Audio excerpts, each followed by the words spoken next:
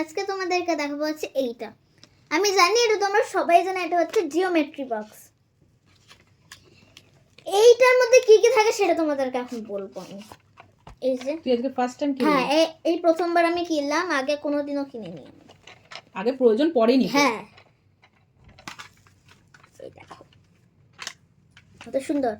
এটা হচ্ছে ডিভাইডার, এটা হচ্ছে কম্পাস, শার্পনার, একটা ইরেজার, একটা প্রোটেক্টর, একটা স্কেল,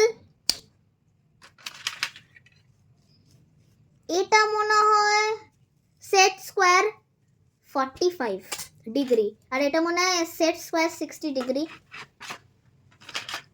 আর হচ্ছে আরেকটা পেন্সিল। এই কিছুই থাকে। আর এটা তোমাদের কার কার আছে জিওমেট্রি বক্স কমেন্ট করে জানাবে, আর তোমাদের এতগুলোর মধ্যে কোনটা ভালো লাগে সেটাও বলবে। টাটা।